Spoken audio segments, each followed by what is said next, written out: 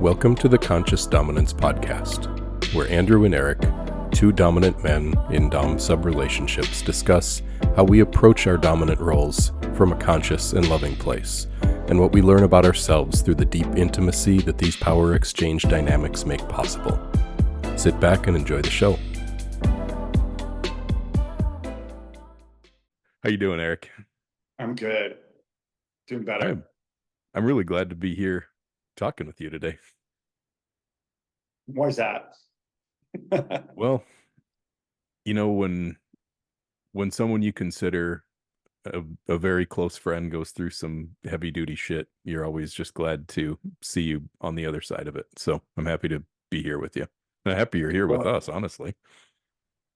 Appreciate that. Appreciate your concern. I really appreciated you reaching out and being there, your messages through that. It was a bit scary there for a moment. And it's always, there's the physical pain and then there's the psychological pain. And it's almost like just having someone,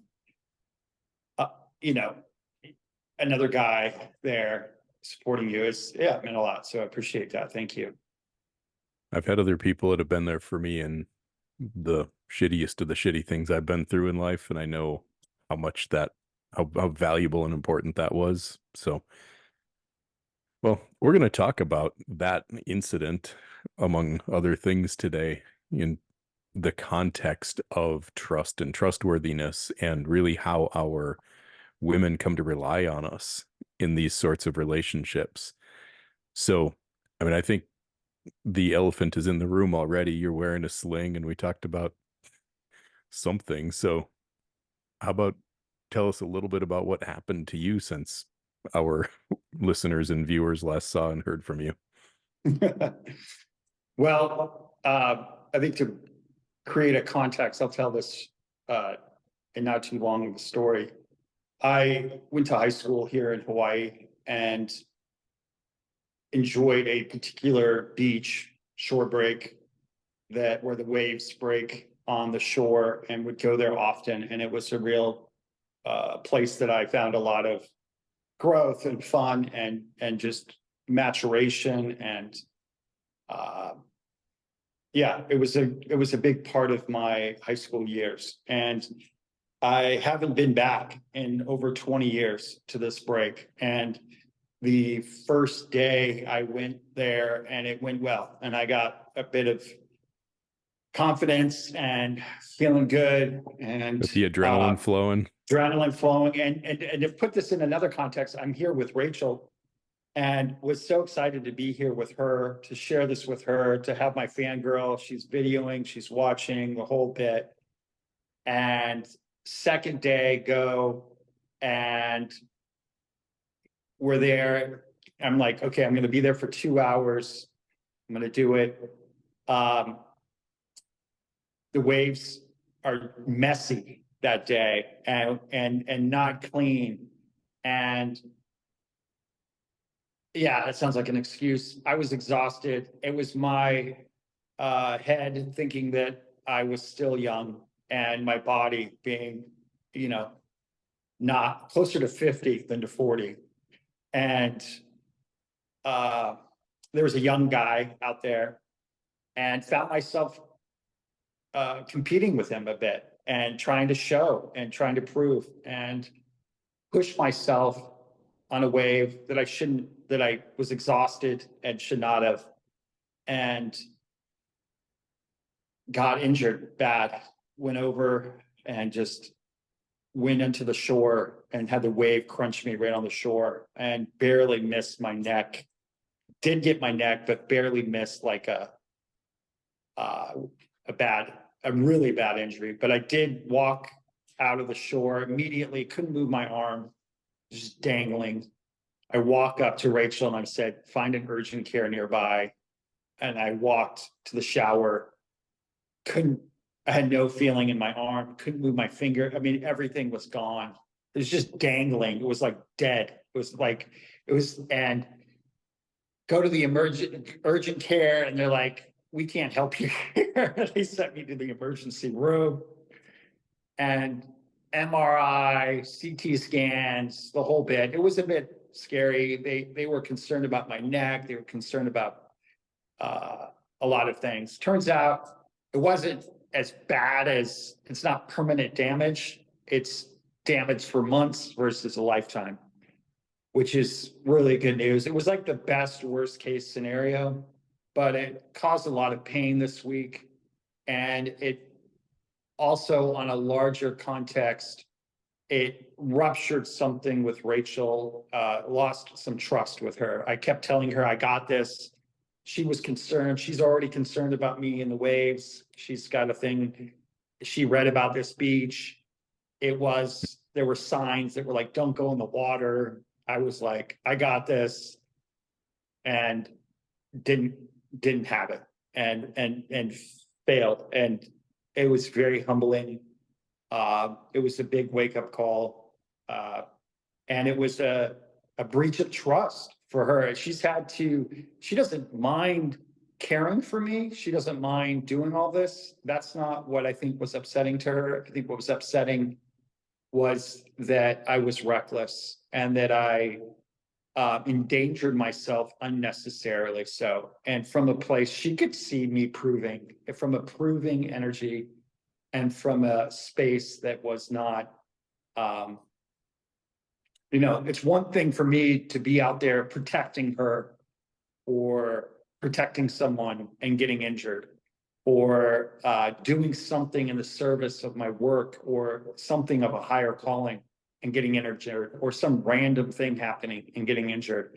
But this was me getting injured from a place of like true masculine, I want to prove myself to my younger self. Like I was competing. I forgot about her. Like I literally wasn't trying to show off for her. I was trying to compete with that young kid, just to be like, I still have it. I still got it. And I want to show that I got it. And I didn't have it. And I'm physically not in that kind of shape. And the ocean is a wonderfully humbling, that's why I love it, humbling experience and especially Hawaii waves are no joke. And when I have not been in shape, was not training. I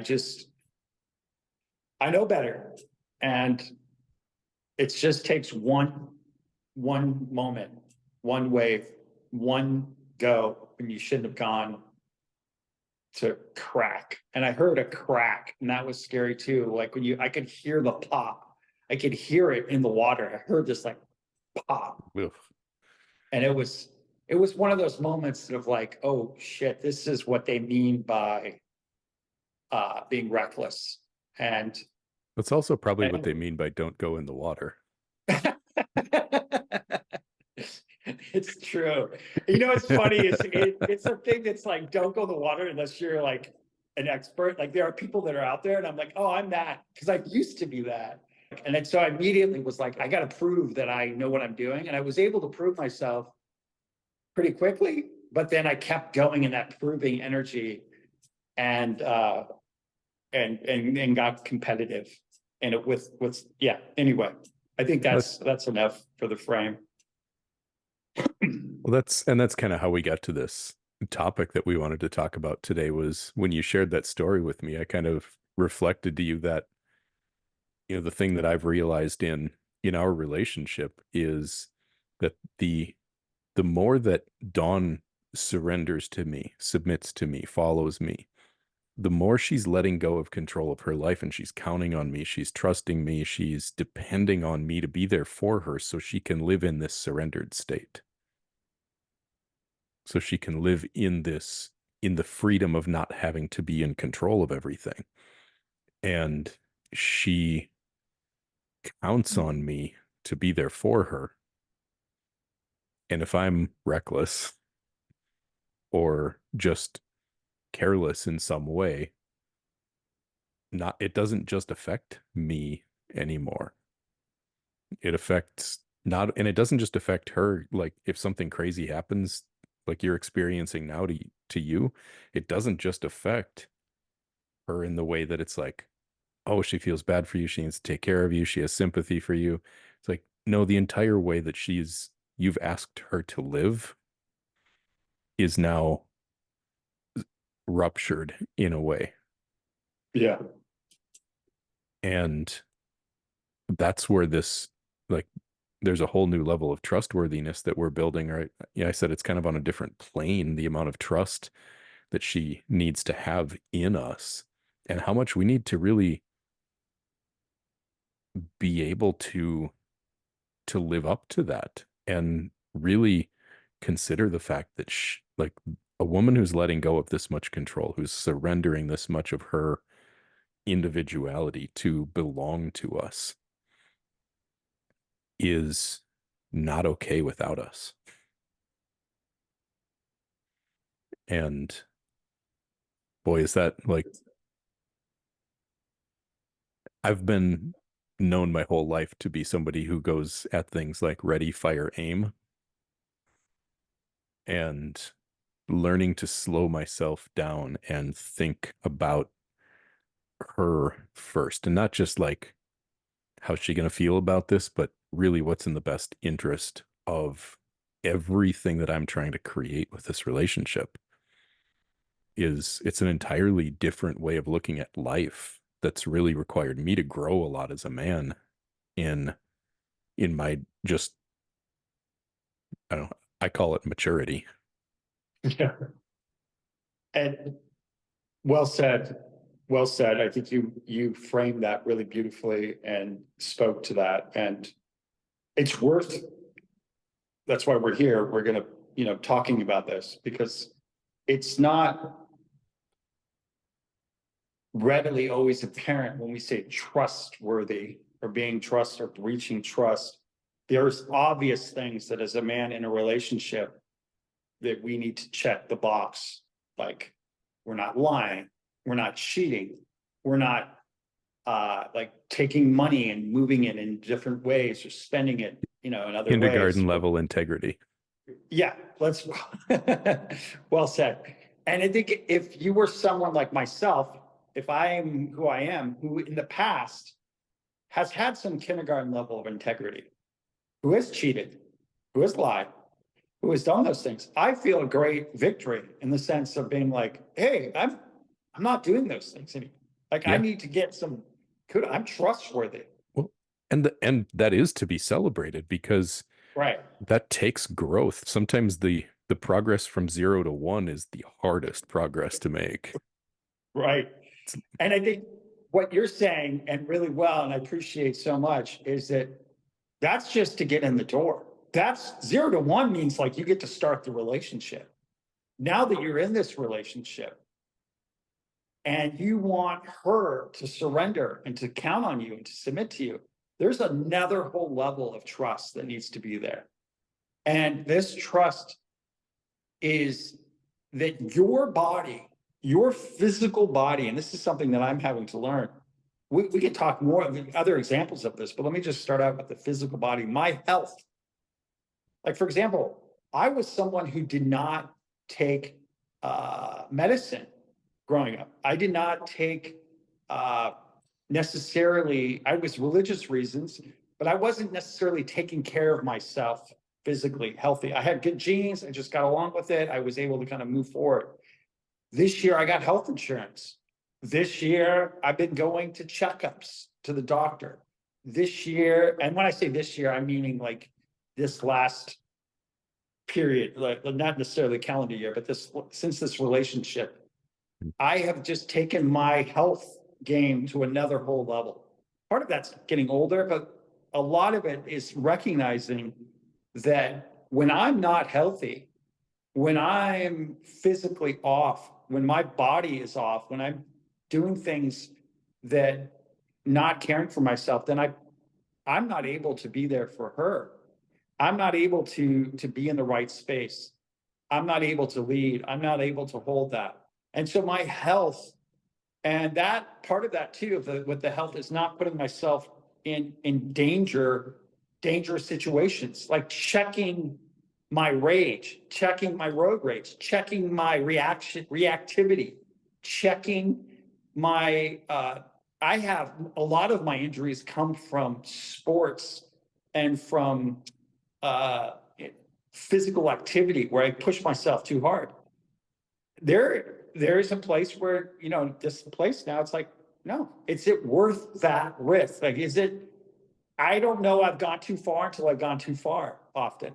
And it's really recognizing the importance of how to work out and push yourself to a limit and know where that limit is and being really conscious of that limit and just on this side of it. And there's a meticulousness with that. It goes with drugs and drinking. Those are other examples of it. When is too much? When are you putting yourself in a place where you've, soon as you're inebriated, as soon as you're, you know, in some drug situation, or, you know, when I mean drugs, I don't only mean like, I'm not meaning pot. I mean like even just pain, you know, in this situation, I had to take some painkillers. When I do that, I'm off. Like I can't be as cognizant. And so all of these things, you start having to recognize that when you're not fully conscious, when you're not fully aware, when you're not fully alert, you're not just jeopardizing yourself, but you're jeopardizing her. And when that's done, not from a place of premeditation or not from a place of consciousness where you need to do that, you're informing her, you're pre-framing it, but you're doing it from a reckless place, there is a breach of trust. And that occurred this week. And it's been real. This is not something that's not fixable. It is fixable. It's being fixed. But I fully have felt the brunt of it. And it scared her on a level that I wasn't prepared to see how much. I almost needed to see that. I needed to Yeah. see and feel how affected she was by this. And we often as men, I think especially, don't learn things until we feel the pain. And the physical pain of this combined with the impact on her from an emotional space has been a very challenging week. I would say this week was one of the more challenging weeks that I've had in a very long time. And I really had to bump up against a lot of self-doubt, a lot of feeling of like really putting myself to the edge of my worthiness and feeling like I've really messed up. And that's an appropriate feeling. Like sometimes it's appropriate for us to feel like shit, for us to move forward. But like you said, it's what do you do when you feel there? Do you get stuck there? Do you act from that state? Do you act like a victim? Do you act and use that as an excuse to just fall and fall and fall? Or do you feel that fully, honor that, recognize that, and then get up and move forward and make adjustments and find where are other ways that where you're being reckless, where are other things that are not showing up. And that's what I've done. And that feels good, but it doesn't necessarily feel like, I should say it feels better, but it doesn't necessarily feel good is a better way of saying it. You know, my experience with this has been, you know, I think the way I said this to you earlier today was you really can't, you don't fuck up with a good woman by falling down or making a mistake or screwing anything up, because a good woman will love you right through your mistakes. The trustworthiness she's looking for is that we learn our goddamn lessons from the shit that we do and the mistakes that we make, because we are fallible. We are mortal. Like we're human. And I think when guys start to feel the way that women are affected by our mistakes, by our recklessness, by, you know, whatever it is, we feel it as though they are trying to control us, or when we're approaching it unconsciously, it comes across to us like she's trying to be controlling, like she's trying to take something away from us. And I don't think it's that at all. It's like she's asking for you to give a fuck Yeah. when she feels you not giving a fuck. And the trust isn't built by never making mistakes. It's not built by never like dropping her or falling apart or collapsing. The trust is built by showing the way that you handle adversity. The real trustworthiness is like, holy shit. Every time this guy gets his ass kicked, he gets back up, he learns his lessons, he improves, like he lives his life better from his mistakes. He sees the way that these things are there to teach him, and he actually learns the goddamn lessons. That's where the trustworthiness that I feel in these kinds of relationships is really like where it's really built is in how we can be better because of the shit that we go through, because of the pain we face, because of the times that we fall apart and collapse. And then we can even maybe start looking at our mistakes as really not mistakes, but just lessons, and Yeah, not be so hard on ourselves. Like Mike, we did a whole episode about this a little while ago about men and the pressure we put on ourselves, but we can be so damn hard on ourselves when really I think life is just trying to teach us lessons, and it'll keep fucking trying until we learn them. truth. Well said. I think that's very well said. And, I want to kind of put a pin in this. When you say that life's trying to teach us lessons, pain is one of those great teachers. We often think, you brought up a quote from, I think it was Jordan Peterson. You want to share that about what you were saying earlier before we got on? Yeah, well, it was a paraphrase. I don't remember the exact quote, but his point was, if you're looking for meaning in your life, don't expect that it's all going to be sunshine and rainbows. Meaning can be found in anything, and pain especially. You want something meaningful, face some really heavy duty pain. Trust me, that it means something. Yeah. And I think I've been reading a book that's Under Saturn's Shadow. It's by James Hollis. It's very good. And he talks about one of the great suffering of the male psyche is when there's suffering without meaning. So when we don't Hmm. have when we have suffering, but we don't know how to give it meaning, or we don't know the context, or we don't feel it in regard to a bigger picture, then we fall prey to being the victim. And I find that this type of relationship that I'm in, there is no suffering without meaning. Every suffering, there is always meaning because there's always responsibility. And again, going back to Jordan, really appreciate his hammering home. You want to help men, give them responsibility. Like number one thing, pick up something around you, take responsibility for it. That'll give you meaning. And when you take responsibility for not only yourself and your well-being, but also your woman, it does become your responsibility, and that your ability to respond. But it's also, and this is where, like people say, don't say it's your fault. Well, it is your fault. It is. You fucked up. You made a mistake. And it doesn't mean that you beat yourself up and flagellate and, but do know that Wait, wait, that's wait, a wait, wait, fuck wait, wait. up. Did you say flagellate or flatulate? Because those are really different. Flagellate. I meant like when you whack yourself, you Yeah, know yeah, what I yeah. mean? I like that you caught that, but either one, you Yeah. know, Yeah, don't go farting and because of it. yeah, you don't go fart and don't go whack yourself and don't just like get stuck in that. But it is important to feel the pain of it. Like Yeah. it's important to suffer. It's important for you to feel your woman upset. Like a lot of times I feel like what keeps men in an infantile state is their women are constantly afraid to express the full brunt of their feelings because they're afraid that their man will react in such a way that he will explode and be upset.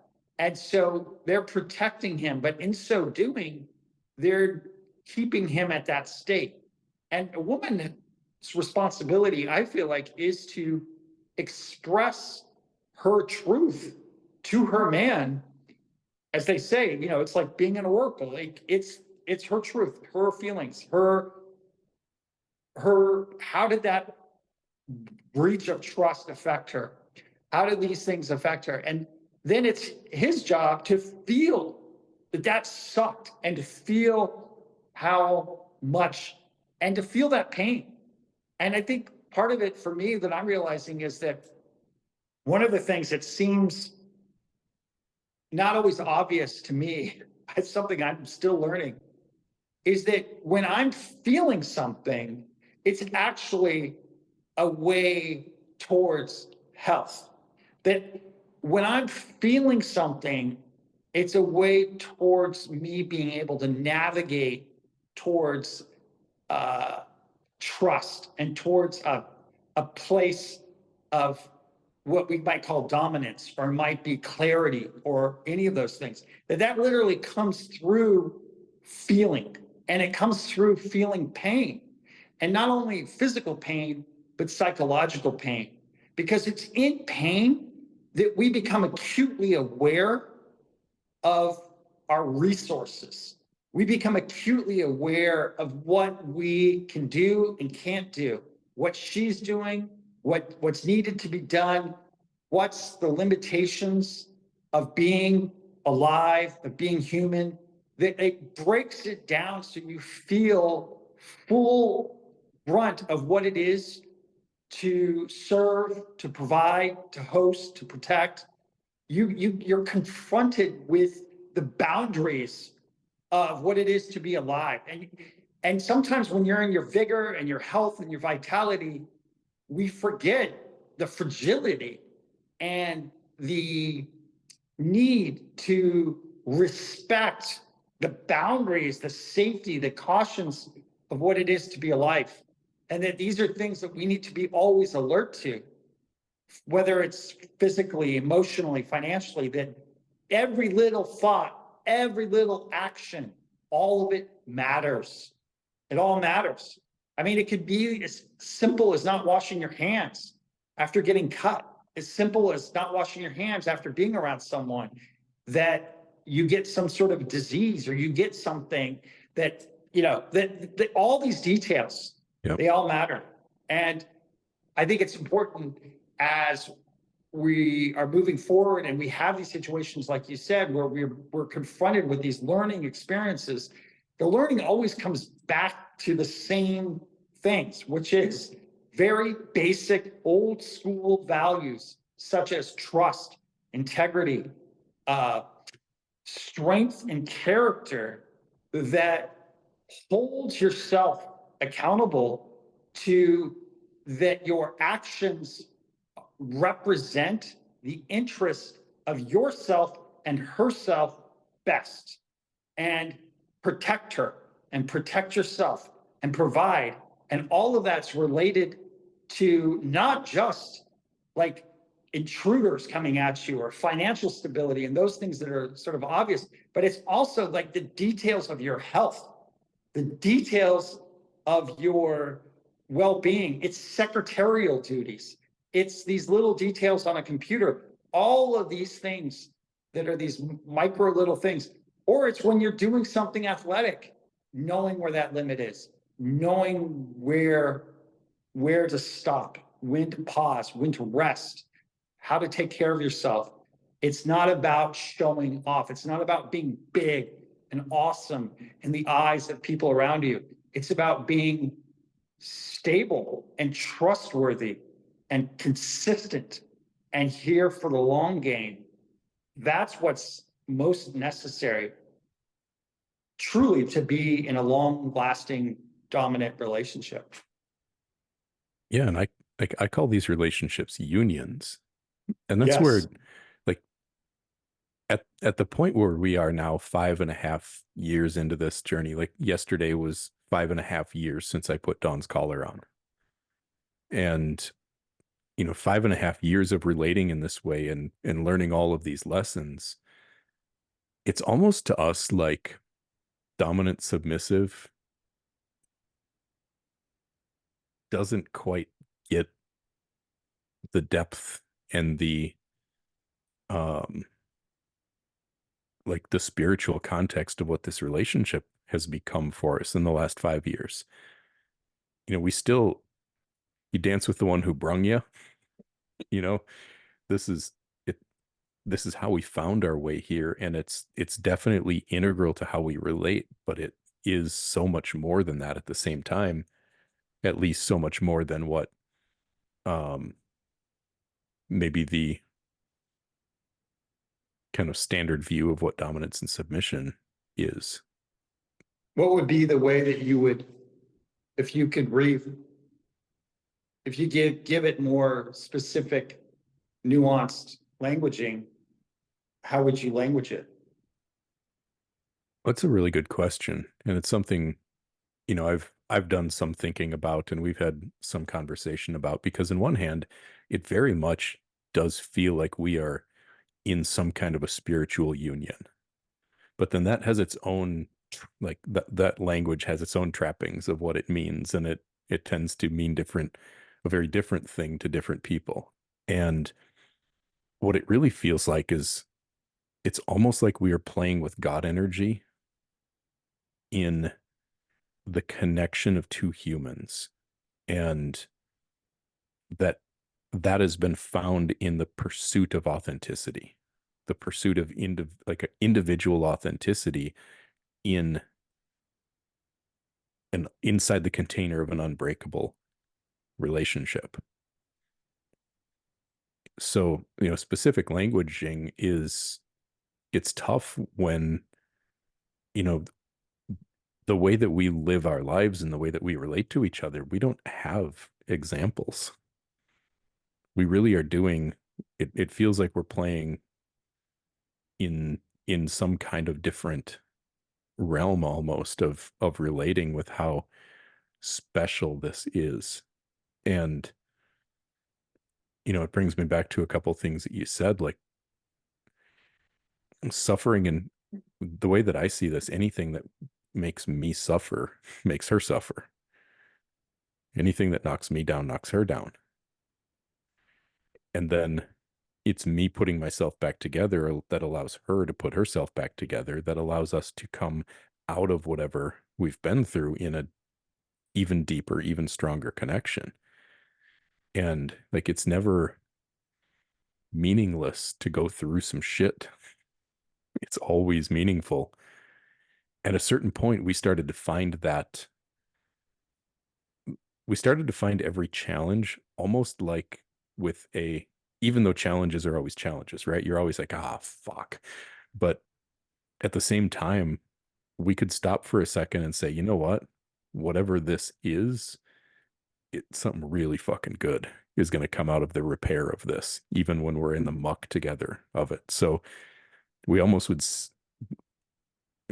start to celebrate the crap that we were going through as we were going through it, which brings a whole different energy to being in the, like, everybody in any relationship knows what it's like to just be in that state of like, I'm frustrated, you're frustrated, neither one of us are happy, we both feel like we're not getting our needs met, and just we're there's those times when you're just in the shit with your partner, and it really brings a different energy to them when you know that that is being done in pursuit of deeper connection, that the Yeah, result of it is deeper connection.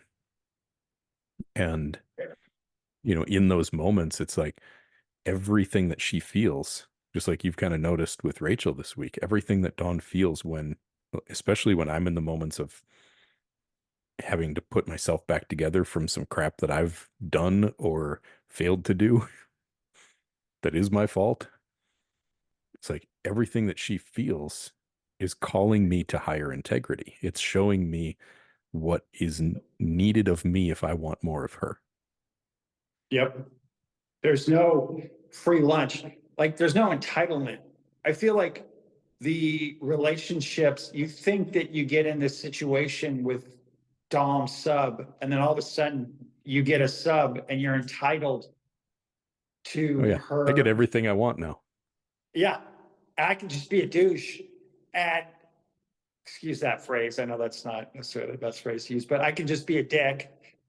I could be somebody who's careless, unconscious, and do these things and be entitled to receive whatever I want. And I think the point of this relationship and why it serves both of us in the long term is that there is no entitlement. I have to upgrade to get her upgrade. Her upgrade, my upgrade, it's completely dependent on my capacity to grow. If I'm not growing, she's not surrendering. She's going more and more into her masculine. She's going more and more into holding frame, holding things together, doing things. And there's a closing down of that. And Well, it's that's the just a opposite of direct, submission. That's the opposite yeah, of letting exactly. go. Opposite. But it's dependent on me being able to hold that. And most importantly, it's emotionally, psychically, that I have to hold it. If I'm falling apart emotionally, if I'm not able to see the bigger context of my suffering, I can be suffering physically, but I'm holding myself together emotionally, I can still keep the frame. But if I start losing that emotional place and I start feeling really uh, off, which happened this week, I got some moments of really facing some really dark demons, and it throws things off.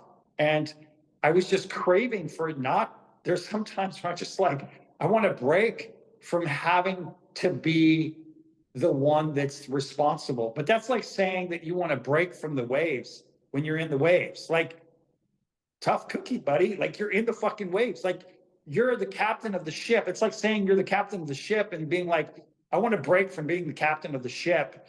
Yeah, I want to go. I want to Or go cry down in my cabin for a while and just you know, hope that everything's still working when I come back. what you can do, and you can kind of just feel that for a moment, but you don't have that long of a moment. Like, you can take a moment to feel sorry for yourself and to feel your shit and to feel that. But if you take that moment and that becomes a day and then becomes a couple days and then becomes a week, you're done. Like, the relationship's really going to suffer. And luckily, it didn't go longer than a day or a moment. It wasn't too long that I was in that quagmire and able to kind of bring that and right my ship and come through. But this can only happen because of the relationship where she is committed to speaking and expressing her truth. And she's not here in service of my pain. She's not here. She's in service of it, but she's not here to placate my bullshit. There's a difference, where she's here to support and love and be in service, but not from a place where she's trying to keep me from feeling my pain. It's almost like it's important that I feel and suffer. And I think that part of it is so different. And I think a lot of women and the way that we constructed femininity, and even through porn and through like women, like going to strip clubs and and a lot of the way that we view the feminine is literally the feminine acting like the masculine. Like, they're in a space where they're the ones that are soothing your pain. They're the ones holding you. They're the ones that are containing you. You're not the one who's containing them. They're containing you. They're setting the tone. They're dictating the frame of the situation. And you're surrendering to them. And it's a mind fuck to be in this other place. And part of it is when you're suffering, to get out of the suffering is literally to go into the suffering. Like, you literally have to go and feel more of it. You have to feel it. You have to be there with it and learn how to hold yourself in those moments, in those dark, dark depth moments, in the midst of an argument, in the midst of where she's losing her shit. You're feeling like, who the fuck's, no one's there to hold you. You don't have anybody there to fucking hold you. All who's going to hold you is you. That's all you got. Maybe a text from Andrew. It'll come the next day. But in those moments, all you got is you.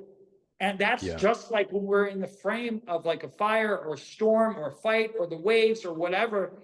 You're you with you. And the best training for that is a relationship for a woman with a woman who's in her feminine space and in her truth, because you will confront that feeling of aloneness and death and fear all the fucking time. And that's when you're doing it right. Yeah. Amen. Preach. I want to come back to the, you know, having to hold yourself in that, because I want to go down that road with you next.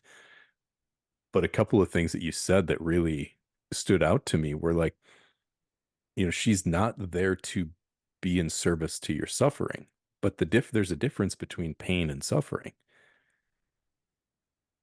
Like a good woman will be there by your side, helping you through your pain all day long. But suffering is different. Suffering is self-inflicted.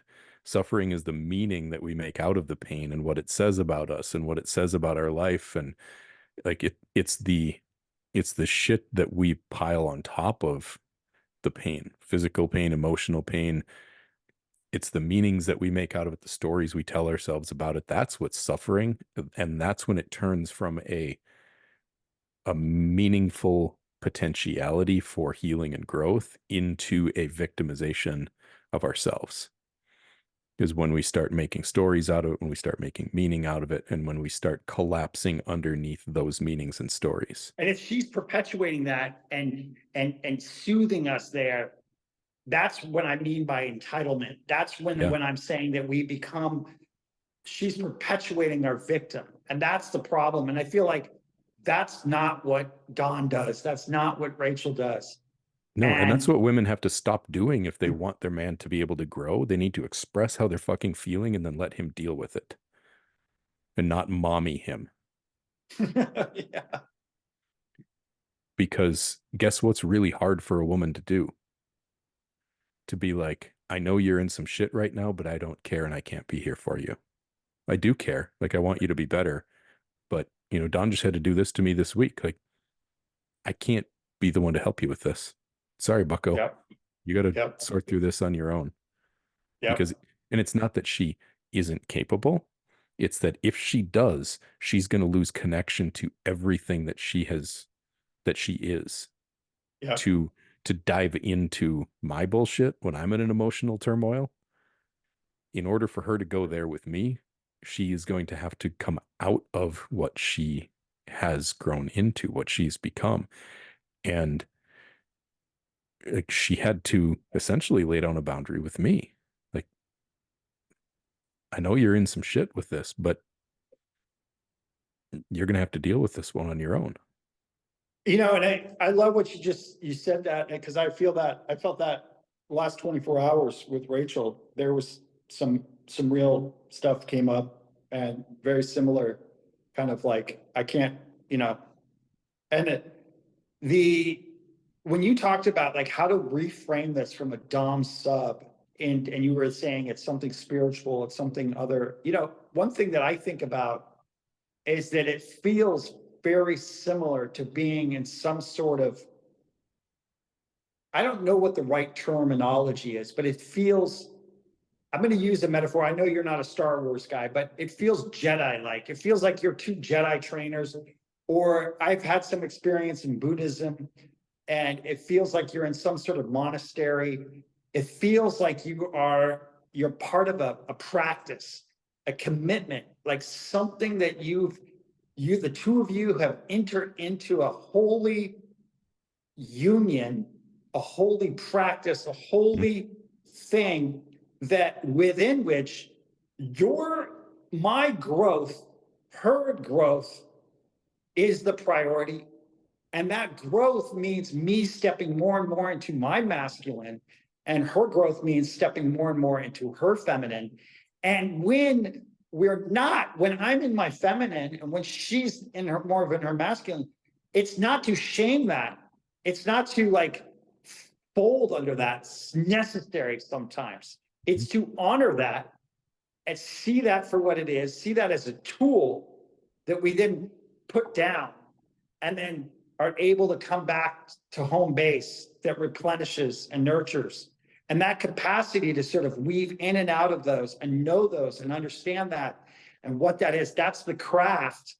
And that's part of the practice that we're learning, is how to do this. And it happens sexually, and it happens in other realms as well. And a lot of it for the masculine, for me, what I feel like is ego dying, right? It's a lot of ego death. It's a lot of grief. I'm finding myself just constantly in private moments grieving, like massive grief over my previous versions of myself, what I have not done, what I have done, my unlived potential of my life, seeing and feeling death. It's almost like I've been gifted the opportunity to be alive and witness my life as though I've died, and then to move forward. I feel like we don't really have an ego death unless there's some grief associated with it, that we are grieving this part of ourselves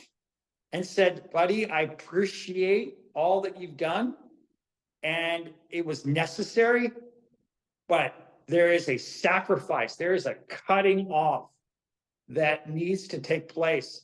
And you're grieving a younger version of yourself. Like, you're not allowed to be that other self anymore. Like, it's not an option anymore. And there's a grief to that because there's a lack of responsibility to that younger self that gave you a perceived freedom that you no longer have. And you have now enter into something that does at first glance feel restrictive and confining, but it's a restriction and a confining, like all great practices, that eventually liberates on a whole higher level. So you begin to understand what that trustworthiness is at a higher level and a higher level and a higher level. And it's part of the paradox that through great restriction, we get great freedom. And that's not readily apparent. We think that freedom comes from getting rid of restrictions and getting rid of responsibilities. It's the opposite.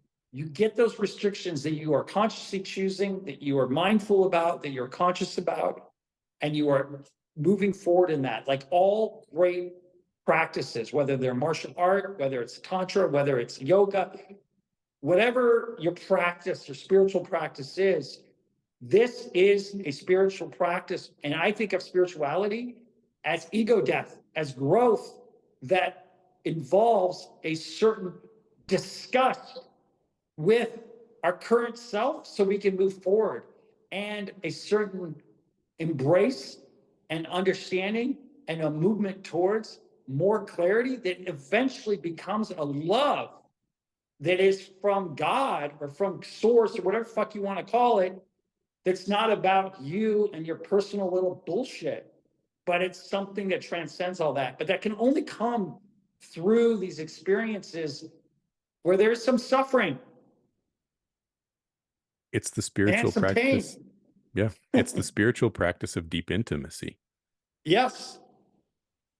That's, that's one way that I've referred to this before, that when you continually look for the ways that, to use the language you use there, where I go into my feminine and Dawn goes into her masculine, to try to see those, find those, and then turn those back on their head, where we work to be as much as we can in the expression of our authenticity, of our essence, which for most women is feminine, for most men is masculine. So the more that I can live in the expression of the masculine, and that Dawn can live in the expression of the feminine, and we can heal whatever it is that's causing us to need, the ego part of us that's causing us to need to be in the inversion of that, seeing like that there's a reason why we do that. It's usually self-protection. It's usually avoidance of pain. It's usually like some sort of a fear that causes us to be like, oh, now I'm getting needy. Now I'm like, now I'm flipping into more of the receptive. I need to receive before I'm going to give.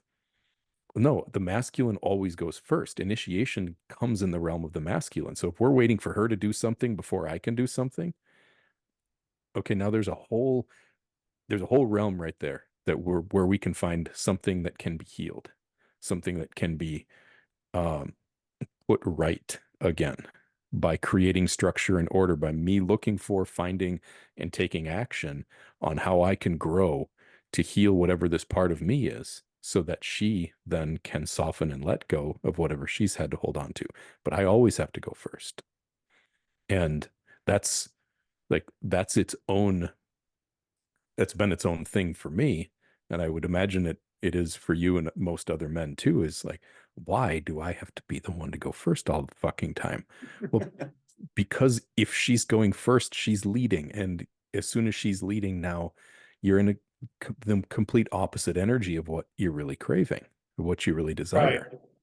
And I think when things are off, and I think you're saying that well, when things are off, often sometimes when you're like, oh, I want her to be the one to initiate.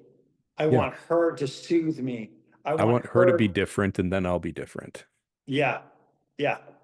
And I know when I'm in that state, and that state does happen. It happens to all of Mhm. us. It happens anytime we're in a lot of pain. Like that is what it is to be in pain. Like we want the pain to stop, and she's going to help stop the pain. We're suffering. We want her to stop that suffering because psychically, physically, we are in pain. We want to stop that. We want to be soothed by that. We want to feel okay. We want to be, and how to get out of that is we have to be the source of that for ourselves. We have Yep. to be able to be there for ourselves in those moments. We have to, that's essentially kind of the reparenting, but we have to Yeah. hold ourselves, be able to hold ourselves in those moments and then come. And when we come, she might not change. Like I left Rachel today on this podcast and she was in no mood. I was completely shifted. I felt better and shifted, and there was no shift in her. And I have to be okay with that. I have to be okay with her not changing. That's okay. She could be in her mood. She could be in her state, and not to take that personally, not to need her to change, not to take offense to that. Give her the space and freedom to be in that state for as long as it's necessary. And what I think is really interesting is that the feminine and masculine, and I feel like this is where I'm going to go into some, we go into touchy places anyway, so I'm going to just say it. It doesn't throw the polarity off when she's suffering or in pain. Nope. And I'm not. Like, it's almost like she's designed to be expressing and in her pain and her suffering. And as long as I'm holding it, it doesn't throw things off.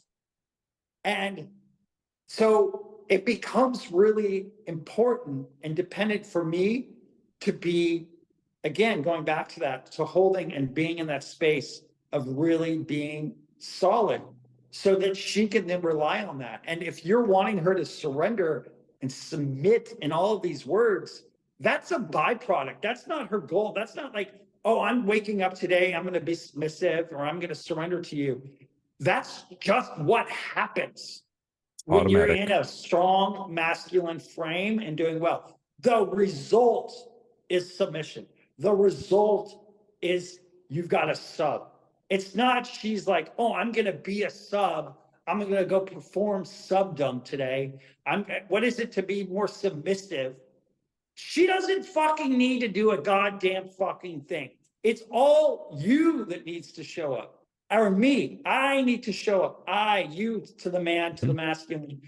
I need to do that. I need to show up. I need to be in that frame. When I show up and I continue to do that and I continue to come back and hold myself and do that, the result is a sub that's there, that's willing to do whatever the fuck she wants, what you want.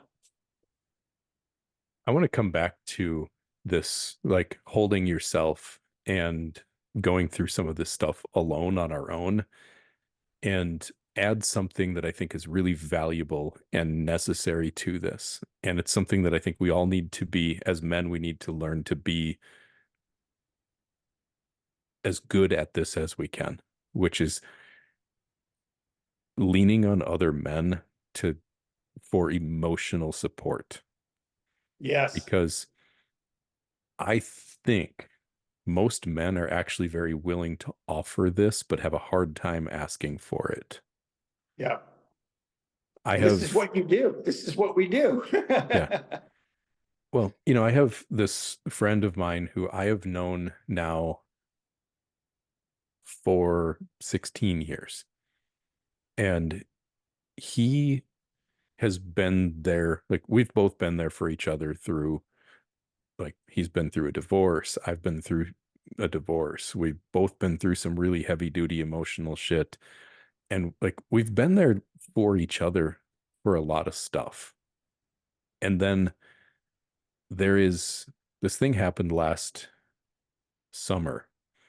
He called me and he's like, "Hey, I really hate to ask this. It's really like, and I'll do everything I can to not need to count on you for this, but I don't have anywhere else to go. I don't have anyone else to ask." And I'm thinking like, I've been I've been with this guy through some really heavy duty shit. What's coming here? Like, what's the ask that's coming here? What's going on in his life?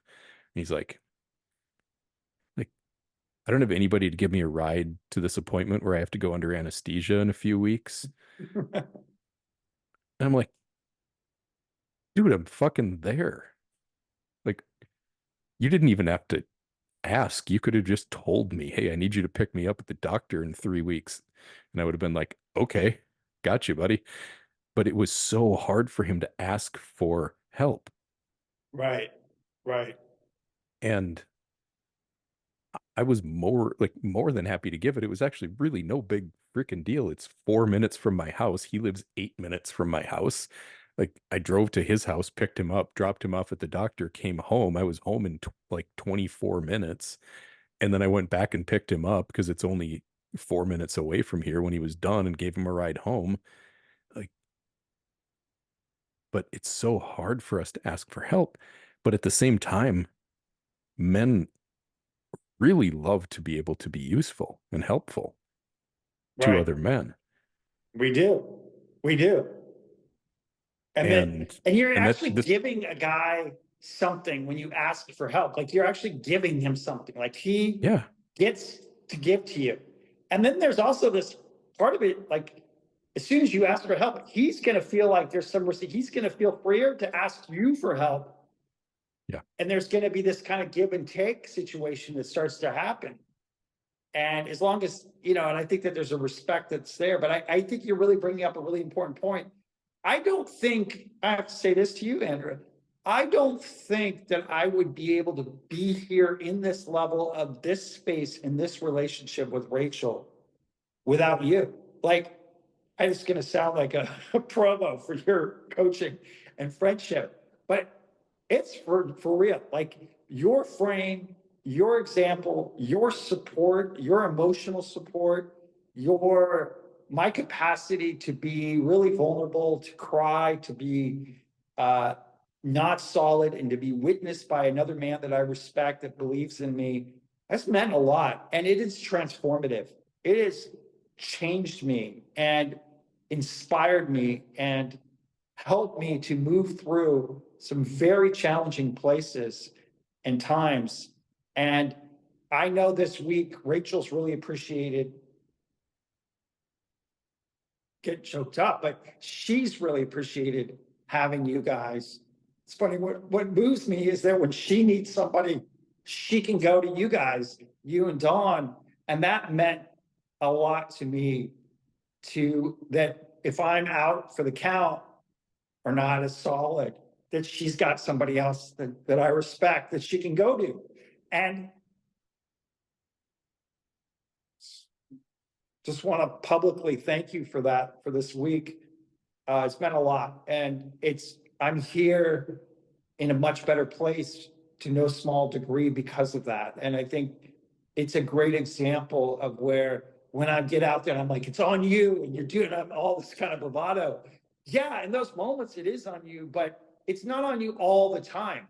Like when you need help, you get the help and you get the support that you can get. And it's not optional. Like I feel like we have to get help.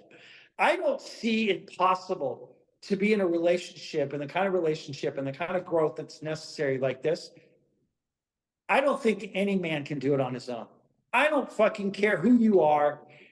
That's the same for any excellence. If you're in a sport, the amount of coaching that great athletes get, it's insane how much coaching they get. how much support they get, how much help they get, how much help people in business get. We all get help. And when you're in a relationship and you're in a tight relationship, even with yourself, with others, and you're growing as we're growing older, you need to get help, whether it's you, whether it's me, whether it's therapy, whether it's EMDR, whether it's whatever the fuck it is, even if it's just a book, but it's going and getting that support and getting that help. And I think I want to just like hammer home how meaningful it is, how powerful it is. And yeah, it's just huge. And it's why I'm here. It's why we're talking. It's like it's my commitment. And it's not about like, oh, come see me and get my, or you. It's like, just if you're out there and you're listening to this, like, go get help. Go get help. You know, I come, fuck. My uncle fucking, he killed himself at a young age. He was the closest to me.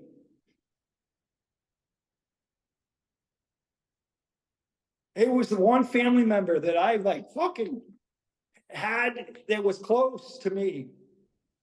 And he killed himself. And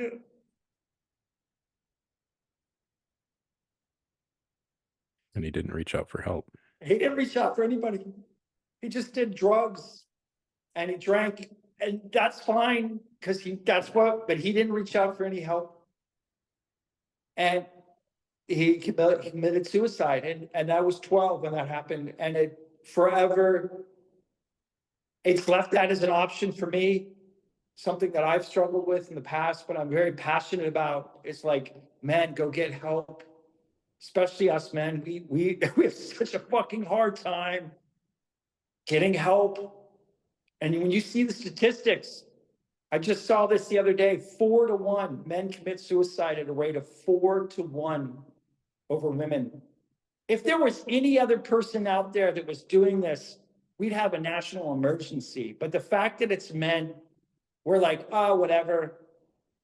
It's something like 50,000 men a year commit suicide. And then if you go deaths of despair and you include all the other shit, it's so staggering. And it's not to say that when you get help, it's going to solve everything, but it is a step towards moving forward. And, you know, these kind of relationships, your woman is not the help. Like, help is not a woman in a relationship. And that is the biggest lie that we've been told, is that our woman is going to be there to save our ass. It is, there are professionals out there. There are people that the degree to your psychic pain, your shit, it needs professional help, or it needs a friend. It needs a guy who can really understand. You put that all on your woman, it's not, you're going to create a relationship where there's a dependency in a situation that's not healthy. And that has been a lie that we've been told. And we are here to say, like, no, brother. Well, and it's so easy for us to give help. And sometimes the people who give the most help are the ones who have the hardest time asking for it for themselves. Yep. And I guess first of all, like, holy shit, thank you for your vulnerability and openness there. Because if you can, like, if a guy can just see that other people have the same desire to give, to be there for you to lean on, to be there for you to vent to, and to get some shit off your chest. Like, there are other people out there who want to do that for you to the same extent that you want to do it for other people. Like, men have very sensitive, caring hearts. We're built that way. And we forget that other men are built the same way as we are, that like every other man cares just as much as you do. And yes to everything you said, because we can't do this alone. We're not built to do it alone. We're not alone. Like, you're not alone. I'm not alone. Like, you and I have each other as friends to lean on whenever this shit comes up. And, you know, there are coaches out there. There are counselors and therapists and all sorts of people who make a living off of this. But the point is, it doesn't matter where you go somewhere, talk to someone, because people want to help just like you do. And if you let them, they Yep, will. yep. So this has been a really, really special conversation. I am I am so fucking glad that you made it out of that wave. And frankly, I'm glad you got your ass kicked by it for whatever it is that you needed to learn. Like, okay, there's a way that men actually support each other, right? Because it's like, I'm not going to be like, oh, poor baby Eric, are you okay? Like, no, you know what? I'm kind of glad you got your ass kicked because first of all, you were being a fucking badass. And then I also know and trust that you're going to learn whatever lessons you need to learn from it because I know what kind of man you are. So I'm glad you got your ass kicked. Something good's going to come out of it. And I hope up until that happened, I hope you had a goddamn blast. Thank you. Appreciate you. Appreciate you too, brother.